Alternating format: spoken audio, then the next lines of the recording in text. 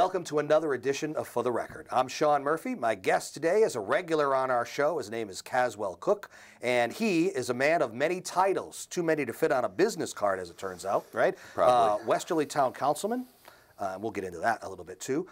Business owner on Misquamicut Beach, Seafood Haven, and also the executive director of the Misquamicut Business Association. And that's really the gist of why he's here today, because we are coming up on the 2014 beach and entertainment season, and I'm sure there's a lot to talk about. Welcome back to the show. Well, thanks for having me, Sean.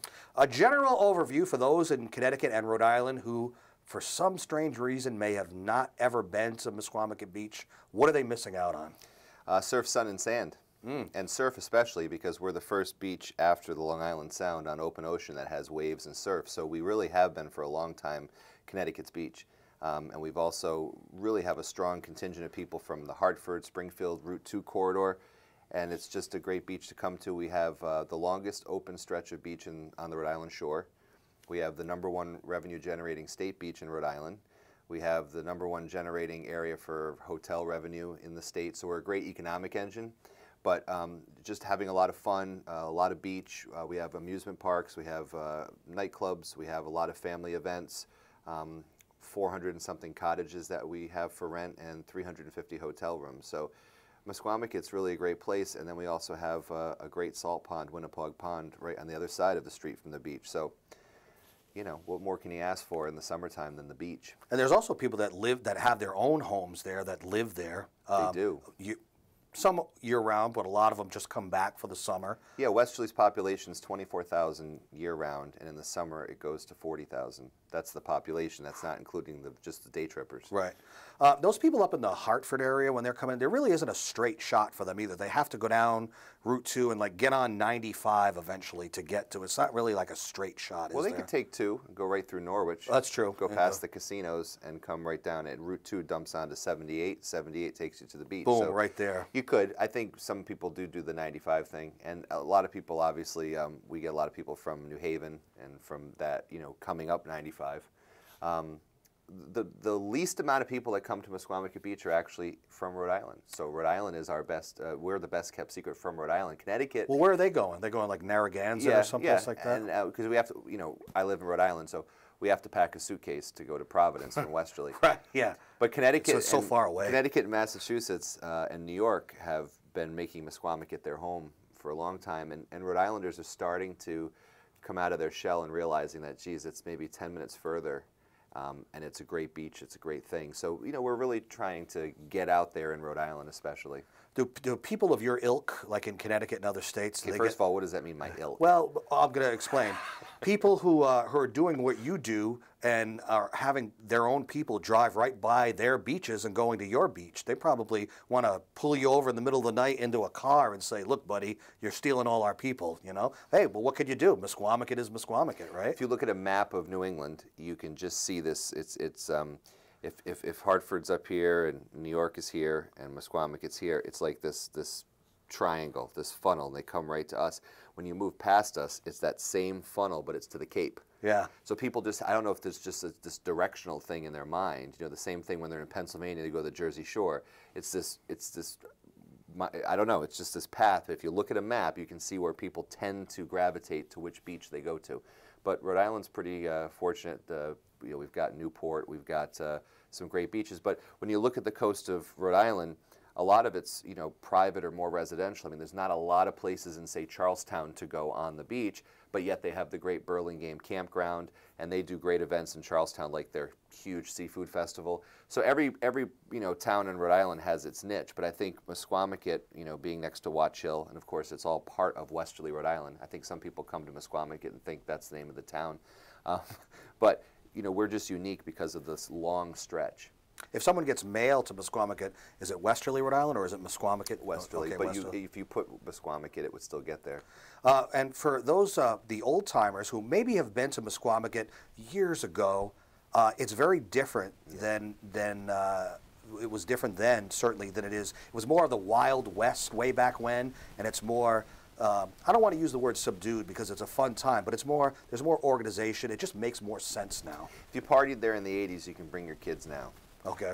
You know, there was a lot more nightclub stuff going on, and in the '90s, It got wild. One of the owners of several clubs kind of went downhill. It all ended in like him getting arrested, and basically, it was in 2000 when the Misquamicut Business Association formed, and where that stuff just ended, and it was because of a lot of things. So what the town did is they purchased those former nightclubs, which were a lot of fun, the Atlantis and the Rec and all that. They put a lot of bands on the map. The Rec put Boston on the map. Yep. You know, the band. And everybody used to play there, Sly and the Family Stone, Rick James, a lot of people there. But that sort of thing got out of hand by the late 80s into the 90s, you know, when Two Live Crew was playing at the Windjammer. And it caused, maybe wrongly, a reputation that Misquamicut took years to get out of. So when that one particular owner left town, the town of Westerly purchased those nightclubs, and we paved Paradise and put up a parking lot. Almost literally, our tourist information center stands on the site of the old LA Beach Club. I remember that too. You know, and that's where our drive-in movie screen is now. And we have the Whiskey Now Town Beach, which is where the Atlantis was, which is a town-owned public beach open to the public. So there's that, and then I think, you know, places like, you know, they used to call it Patty's Wigwam. They've completely, all these places have been renovated, changed. The Island House is now Sandy's Lighthouse. Where Maria's was after the hurricane, it's one of the few projects that still needs to be done. There's a $2.5 million project going in there, restaurant and upscale hotel. So there's a lot of that kind of stuff happening that has changed Misquamicut. I suppose 30 years ago, there used to be, you know, 10 arrests every Friday night. There's none of that anymore. You see a lot of families. You see a lot. That's why we do those family events. That's why we do our spring and fall fest. That's why we do all those things. So Two Live Crew isn't there anymore? They're not there now. You know, we kind of reestablished the music scene in Misquamicut in 2005 with our music festival. Our first act was Davy Jones, rest his soul. We've had Jefferson Airplane, Jefferson Starship, and Eric Burden. Would you want to have the Monkees if Davy isn't there anymore? You know, I still would. You would still, yeah. Peter Tork played down there too. Al Stewart. So there's some great names. And then the other thing that happened around 2000 was the town started the Blues on the Beach concert series every Wednesday all summer. And then I started the Monday night one a few years ago. And you have people like Jeff Pitchell and Texas Flood with James Montgomery, Room Full of Blues. You know, John Cafferty on the Monday nights. So we've really established Misquamicut as this great place for the blues and classic rock.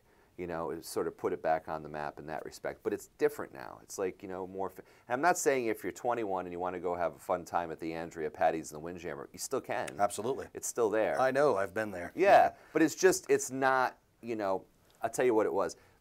Up until last year, the state of Rhode Island has a tourist publication, and they still do, but their description of Misquamicut, like someone just didn't like edit it over the last decade, and it listed Misquamicut State Beach, which is, you know, one portion of Misquamicut Beach, and it said, nearby glitzy amusements and nightclubs attract the young. That was what the description of Misquamicut was. That would be appropriate back way back when. And I remember Rhode Island Monthly did something over a decade ago where they sort of interviewed like the last guy that was like a carny, you know, nothing wrong with carnies. We do a carnival. Come on up, step on up, folks. Yeah, $2 hot dog for $3, you know. And they called That's Rhode Island math, by the way. They called Misquamicut a honky-tonk people watching paradise. So that's what we had to deal with for a long time. And so when the Misquamicut Business Association started, the first thing I did was we got ourselves a golf cart and some trash cans, and we hired ourselves a couple of maintenance people. Number one, the first thing we do all season long is every day we pick up the trash along Winnapaug Road, Atlantic Avenue, the main roads in and out and around Misquamicut. So there's no trash. Right, first impressions, right? If somebody's driving in. Yeah. We've got the Welcome to Misquamicut signs where there's like this four-corner intersection. We mow the four corners, so it's not like overgrown with weeds. We adopted traffic islands and planted flowers. We put up a beautiful clock, you know, big clock in front of, you know, at the intersection, flagpole, tourist information center, planters along the street that Home Depot donated to us. We sweep the sidewalks. We spray weed killer on the sidewalks so that the weeds don't grow up. So I mean, those are things that people wouldn't expect the Misquamicut Business Association to. They might think, you know, the Improvement Society did that or something. But that's one of our main things. Is you just said first impressions. So our beach is clean, And then the town invested in a beach rake about 1.5 years ago, which can literally down to 18 inches, 2 feet. There's not even a cigarette butt on that beach because of that beach rake. And it goes, and it's shared between the town and some of the businesses. So there's a lot of things that we've done to just physically improve Misquamicut, and then Superstorm Sandy forced all the businesses to renovate. So really, Misquamicut is, if you went there 20 years ago, you probably won't recognize it. It's that different. So since you mentioned it, I just want to go back in time a little bit, because Superstorm Sandy did change everything. And you have been on the show a couple of times before, and one of them was for not a good reason, unfortunately. But in a way, it was, you know, describing it as a phoenix, the rebirth from, not from the ashes, but in this case, the rubble. And when we talked a year ago, at the start of the beach season and entertainment season, I asked you what was the percentage of places that were ready. It wasn't 100%. There was still work to be done even at the beginning of the season. Right. It's a year later. Where do we stand now? Still more to be done. All the businesses are opened except for the one business that a year ago I said wasn't, which was Maria's Seaside Cafe. But that's because they decided to tear it down and build it up, you know, to code. And it's a $2.5 million investment they're doing. It's going to be gorgeous. It's going to be a hotel. There's going to be a pool. There's going to be a restaurant. So there's that. So that's not finished. The state beach, in order to take advantage of the Superstorm Sandy relief funds, had to come up with a project to replenish beach sand. And unfortunately, it couldn't be the dredge project that we wanted to dredge our pond and put the sand on the beach, because that's going to take a little longer. So they're actually trucking in the next, you know, short period of time before it'll all be done by June 1st. They're trucking in 90,000 cubic yards of sand. Wow. And so that beachcomber will get some use too, right? Yeah. So if you look at Misquamicut Beach, if people have been there that are watching, it's 3 miles long. The state beach is 1/2 of a mile. So it's one of the 10 places to go to the beach at Misquamicut, although people assume Misquamicut State Beach, that's Misquamicut in many people's mind. But anyway, that 1/2 mile stretch is what's going to get this 90,000 cubic yards. So when people drove down a year ago and saw these big pyramids of sand that was taken out of the street, that was like 60,000 cubic yards. Wow. This is going to actually, we're not building Dubai, but this is going to restore the coastline to the last time they dredged the pond, which was 1959 to 60. And so the beach is going to be as wide as it was in 1960. Wow. Which is going to be an incredible sight to see. And that sand will migrate a bit as the year goes on, so Patty's will get some, the Windjammer will get some. But the look of that when it's finished is going to be astonishing, and it's going to be on, you know, all the news, and it's going to be a big thing. So that's got to be done. The Whiskeydow Town Beach, which is the new town beach, the old town beach is for, you know, westerly taxpayers and residents. So it's private for them, basically. Right. The new town beach is where the nightclubs were. That's open to the public with exceptionally cheap season passes. Not to dissuade anyone from parking at the state beach, but those private lots. That's exactly what he's doing. Well, you know, it's $28 to park at the state beach, and a lot of people come on Facebook, on our Facebook page, Misquamicut Beach, and say, you know, it's so expensive, and I always just keep saying the same thing. So shop around. Mm-hmm. You know, right down the road. Right. So when you come down to Misquamicut, you know, don't come with blinders on that I must go into State Beach parking lot. Go 3 feet past the State Beach parking lot, and there's Sam's Beach. There's the Whiskeydow Beach. There's Flyhawk parking. At the other end, there's the Dunes Park. You park at the Andrea for $20, they give you back $10 in food coupons. So it's worth it. There's plenty of places to park in Misquamicut Beach other than the State Beach. But the State Beach has the biggest facility, and it probably is the most convenient. So, and they're good partners with us. But that beach is what's going to become huge. And then we started planting dune grass at the Whiskeydow Beach, and then we will be planting it at the town beach. With some volunteers from Serve Rhode Island, which is a great organization that helped us after the storm. People looking for community service projects. AmeriCorps is part of that. And then the other piece, to finish your question about what's not complete, is the westerly town beach still needs to be moved back. We're going to take it off the pilings, put it on new raised pilings, and move it back, you know, into where the parking lot is now, and then close the dune in front of it for protection.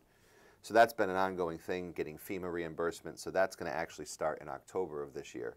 So that's still a project. And then the final project is going to be dredging the pond.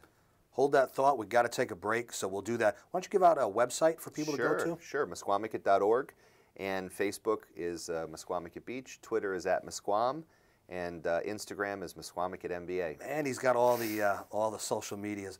We'll take a break and come back. Caswell Cook, the Executive Director of the Misquamicut Beach Business Association. I'm Sean Murphy. This is For the Record. Stay with us.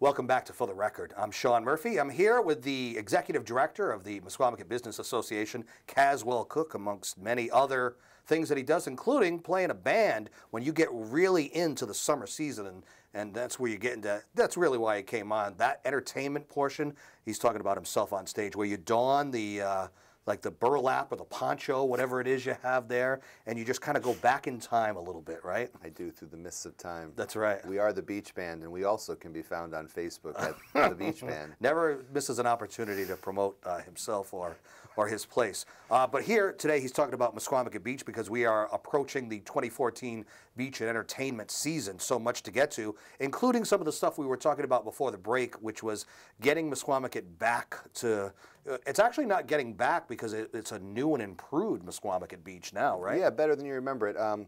It's my slogan that I came up with recently that the president of my association likes is that Misquamicut Beach is a great place for shore, S-H-O-R-E.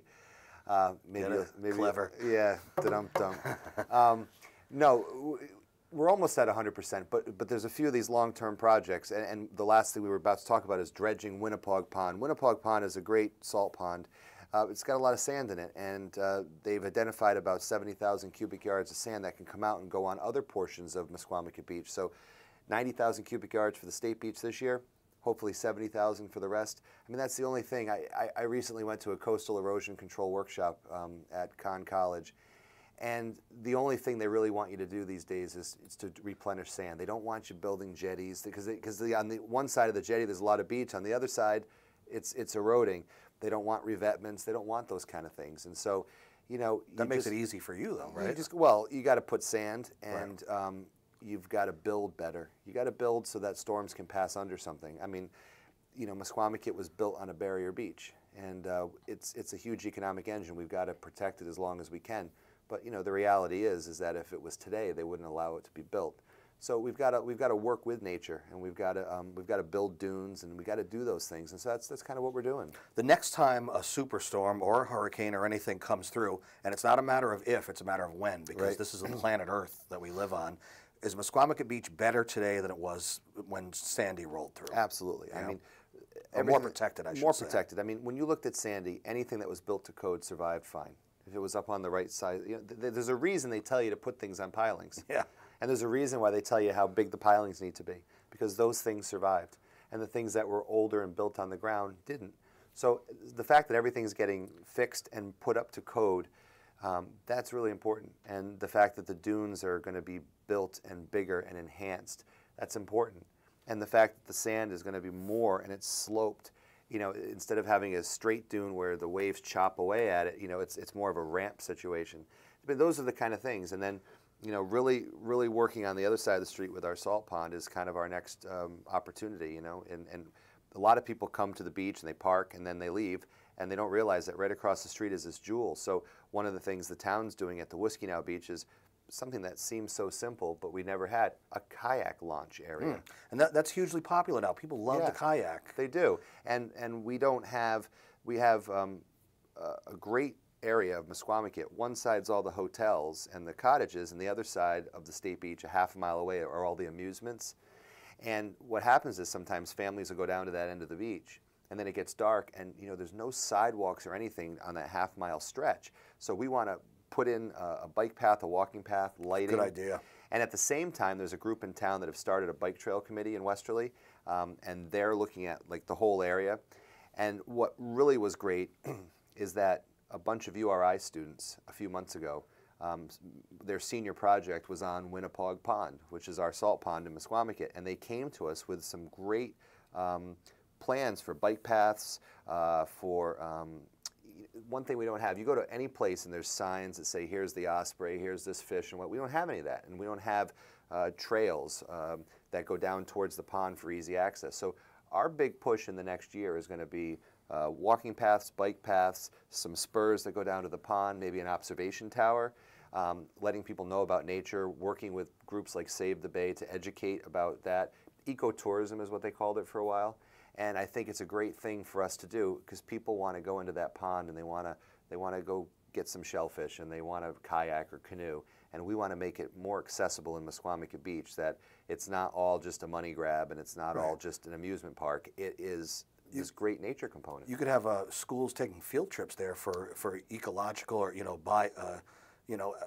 a lot of the things that you can do that are educational there, not just entertainment-wise. Yeah, right? absolutely. I mean, Save the Bay has been doing some marsh restoration work, and they've used that as educational opportunities. This year, there's going to be a summer kayaking program with instructors for kids. So I mean, there is some passive recreation stuff that we can have teachers for, and I think these salt ponds we might take for granted in this region, but to a lot of other people, it's really unique. And so, we also have, what's really funny is on the other side of Winnapaug Pond, the Audubon Society owns a big tract of land, the Westerly Land Trust. There's a huge park for walking called Glacier Park. Nobody that visits Misquamicut actually probably knows that. So we're working on a map that'll be available this summer at our tourist center, and it'll be online at misquamicut.org. And it's just going to tell you, like, this is some stuff you can come and do in Misquamicut that's nature-oriented, because people are really interested in that. Now, there are some dates in May that's the official kickoff of the season. What is it? And we'll talk about it. SpringFest, this will be our 4th year doing it. Over 10,000 people come to the beach that weekend. It is May 9th, 10th, and 11th at Misquamicut State Beach. It's $7 to get in. We've got all kinds of great entertainment. Fire jugglers, we've got music, we've got the Ferris wheel. There's nowhere you can go up in a Ferris wheel and see Block Island.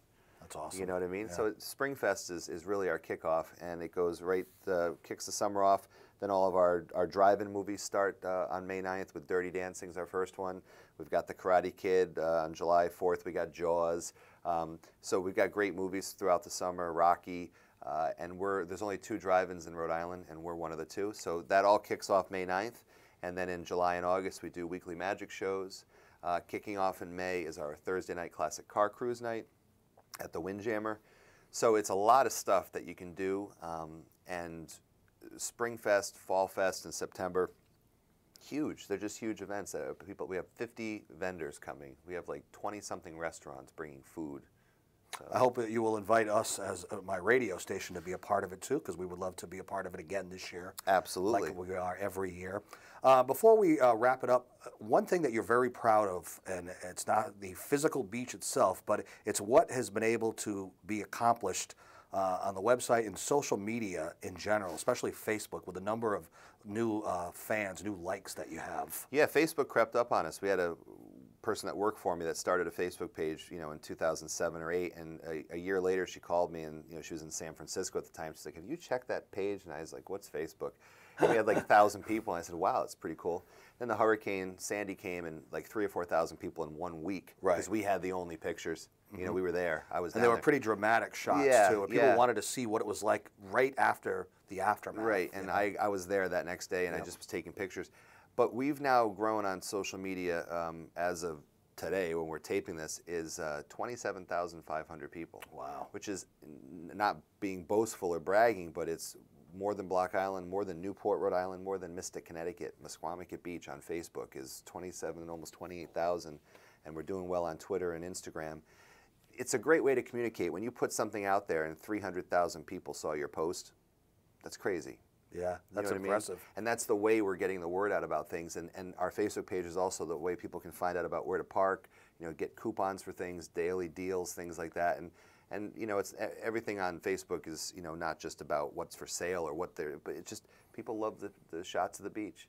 And so when is the last time in January or February that 50,000 people were thinking about Misquamicut Beach on a Tuesday in January? You know what I mean? It just hasn't happened before. So social media has allowed us to do that. It's so important, isn't it?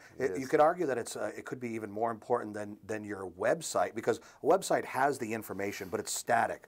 social media it's all about networking and people making comments, and they share, and you know, you have a picture, you could post a picture, you know. We gave away some gift certificates recently just as a little promotion. I was trying to show my board. I said, watch the phone ring, and it just started ringing. And the person was in Cleveland, Ohio that won the award. Won the prize, and she says, I do a week every year in Misquamicut, and it's just amazing who you can just always be in touch with people, and so I love doing the social media thing with the beach, because people that can only come for 1 week of the year can watch what Misquamicut does the rest of the year. And if you don't, for some reason, remember the Facebook page or Instagram, all those links I would imagine are on the Misquamicut Beach website, right? Yeah, Misquamicut.org, MISQUAMICUT. But when you go to Facebook or Twitter, just type in Misquamicut Beach. Don't let the state beach one fool you. It's Misquamicut Beach, and that's our site. The one with 28,000 people. Caswell Cook, the Executive Director for Misquamicut Beach Business Association. It is upon us, the 2014 Beach and Entertainment season. Pleasure having you on as always. Thank you, Sean. Thank you for joining us for another edition of For the Record. You can see this show and many others on our YouTube sites. Till next time, take care.